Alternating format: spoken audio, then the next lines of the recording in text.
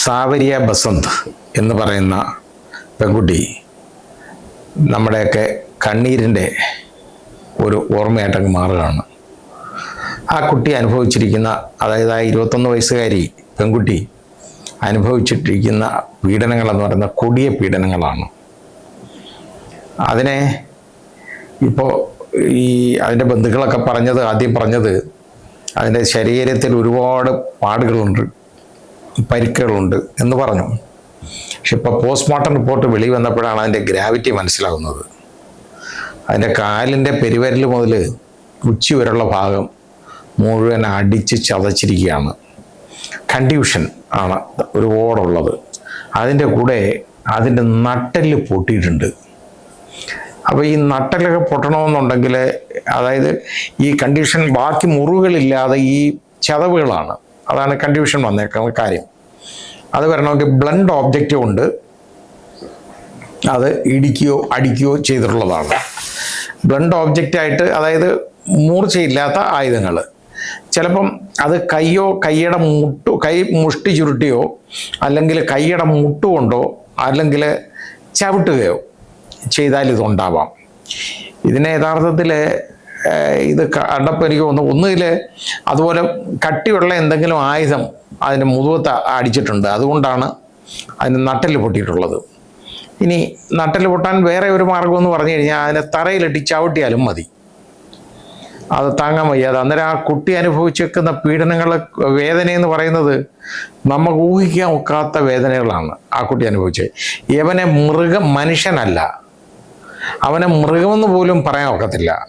സദ്രുൽ അനം, ഇവൻ്റെ തന്തയും തള്ളി ഇങ്ങനെ ഒരു ജന്മത്തിനെ ഉണ്ടാക്കി കളഞ്ഞല്ലോ എന്നുള്ളതാണ് ഞാൻ ആലോചിക്കുന്നത്. അവൻ മനുഷ്യനല്ല, മൃഗമാണെന്ന് പറഞ്ഞു കഴിഞ്ഞാൽ മൃഗങ്ങൾക്ക് ആക്ഷേപമാണ്. മൃഗങ്ങൾ ഇങ്ങനെ ചെയ്തില്ല. അപ്പോൾ അത് നമ്മൾ ഈ കുറച്ച് പ്രായമുള്ള ആളുകളുടെ ആണെന്നുണ്ടെങ്കിൽ ഈ ബോണൊക്കെ എന്ന് പറയുമ്പോൾ എല്ലുകൾ ബ്രിട്ടിലാവും, എന്ന് വെച്ചാൽ കട്ടിയാവും, അത് പഴങ്ങത്തില്ല ഒട്ടും. പക്ഷേ ടെൻഡർ ഏജിൽ, അതായത് പ്രായം കുറഞ്ഞു വരുമ്പോൾ, ഈ 21 വയസ്സെന്നൊക്കെ പറയുന്ന ഒരു പ്രായമൊന്നുമല്ല, അതിലൊക്കെ വരുമ്പോൾ അത് ഇതുപോലെ ബ്രിട്ടിലായത് ആവത്തില്ല ബോണൊന്നും. കാരണം അതിന് അങ്ങനൊന്നും അത് ഒരു പരുവത്തിനൊക്കെ ഉള്ള ഉപദ്രവമാണെന്നുണ്ടെങ്കിലൊന്നും അത് പൊട്ടത്തില്ല. ഇത് പൊട്ടണമെങ്കിൽ ഒന്നുകിൽ അതിനെ ഉയരത്തിൽ നിന്ന് എടുത്ത് താഴെ ഇടണം, അത് അന്നേരം നടുവ് എന്തെങ്കിലും അടിക്കണം. ഇത് ഇവൻ എന്തൊക്കെ ചെയ്തെന്നുള്ളതോ ഒന്നും നമുക്ക് അറിയാൻ പറ്റത്തില്ല. അത് ആ വൃത്തികെട്ടവനെ വിളിച്ച് ചോദിച്ചാലേ ഇതറിയാൻ പറ്റുള്ളൂ. അപ്പോൾ അവൻ ഉസ്ബെക്കിസ്ഥാൻ പോലീസിൻ്റെ കസ്റ്റഡിയിലാണ്, അവിടുത്തെ ജയിലിലുമാണ് അവൻ. അതൊന്നും പോരാ, അവനെ എക്സ്ട്രാഡേറ്റ് ചെയ്ത് ഇവിടെ കൊണ്ടുവരണം. കാരണം ഒരു ഫോറിൻ കൺട്രി വെച്ചിട്ട് ഇപ്പോൾ ഒരു കൊലപാതകം നടക്കുന്നു, അത് കൊന്നത് ഇന്ത്യക്കാരൻ സംശയമുണ്ട്, അന്ന് സംശയിക്കുകയാണെങ്കിലും കൊല്ലപ്പെട്ടത് ഇന്ത്യക്കാരാണെന്ന് സംശയിക്കുകയാണെന്നുണ്ടെങ്കിലും അത് വരികയാണെന്നുണ്ടെങ്കിലും അതിൻ്റെ ജൂറിസ്ഡിക്ഷൻ യഥാർത്ഥത്തിൽ നമുക്കുണ്ട്. അതായത് ഇന്ത്യൻ കോടതികളിൽ ഇന്ത്യയിൽ വെച്ച് നടന്നതായിട്ട് കണക്കാക്കണമെന്നുള്ളതാണ്. ഫോറിൻ കൺട്രീസിൽ വെച്ച് രണ്ട് ഇന്ത്യക്കാർ തമ്മിലുള്ള പ്രശ്നം ഒരു ക്രിമിനൽ കുറ്റം ആണെന്നുണ്ടെങ്കിൽ അത് ഇന്ത്യയെ വെച്ച് നടന്നതായിട്ട് കണക്കാക്കണം. അവനെ ആദ്യം എവിടെ വന്ന് ലാൻഡ് ചെയ്യുന്നോ ഇറങ്ങുന്നോ ആ സ്ഥലത്തിനാണ് അതിൻ്റെ ജൂറിസ്ഡിക്ഷനും കിട്ടുന്നത്.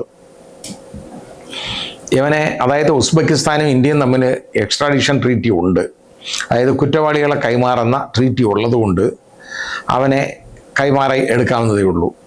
ഇവനെ ഈ ബ്ലണ്ട് വെപ്പൺ ഉപയോഗിച്ചില്ല എന്ന് പറയുന്നത്, അത് ഉപയോഗിച്ചത് മാത്രമേ ഉള്ളൂ, കൈകൊണ്ട് ഇടിച്ചതേ ഉള്ളൂ, തൊഴിച്ചതേ ഉള്ളെന്നൊക്കെ അവൻ പറയും. അതൊന്നും അല്ല നോക്കുന്നത്. ആദ്യം അവൻ ആയുധം ഉപയോഗിച്ചെന്ന് പറയുന്നത് ഒരു വെപ്പൺ ഓഫ് ഒഫൻസായിട്ട് അവൻ ലാപ്ടോപ്പ് കൊണ്ട് ഇതിൻ്റെ തലയടിച്ച് കീറിയിട്ടുണ്ട്, മണ്ടയടിച്ച് പൊട്ടിച്ചു. അങ്ങനെ ഹെമറേജ് ഉണ്ടായി. ആ തലച്ചോറിനേറ്റ ക്ഷതം മൂലമാണ് ആ കുട്ടി മരണപ്പെട്ടത്. അത് ഇവൻ അതിന് മുമ്പ് അതിനെ പീഡിപ്പിച്ചേക്കുന്നതിന് കണക്കില്ല. അങ്ങനെയാണ്. ഇത് എന്താണ് ഇതിനുള്ള കാരണം, റീസൺ എന്ന് ചോദിച്ചു കഴിഞ്ഞാൽ, ഒന്നുകിൽ അവൻ ഒരു ഡ്രഗ് അഡിക്റ്റ് ആയിരിക്കും, അല്ലെങ്കിൽ അവൻ മാനസിക രോഗി എന്ന് പറയുന്നതിൽ അർത്ഥമില്ല. കാരണം അവനും 1ാം വർഷം MBBS വിദ്യാർത്ഥിയാണല്ലോ, 22 വയസ്സേ ഉള്ളൂ അവനെ ഇത് ഒന്നി ഡ്രഗ് അഡിക്റ്റ്, അല്ലെന്നുണ്ടെങ്കിൽ അങ്ങനെ ഉള്ളവർക്കല്ലാതെ ഇങ്ങനൊന്നും ആരും ഉപദ്രവിക്കത്തില്ല. ഇതുപോലെ ഡ്രഗിൻ്റെ സാന്നിധ്യം ഉണ്ടെന്നുണ്ടെങ്കിൽ അത് വരാം. ഈ രീതിയിലൊക്കെയുള്ള ബോധമില്ലായ്മ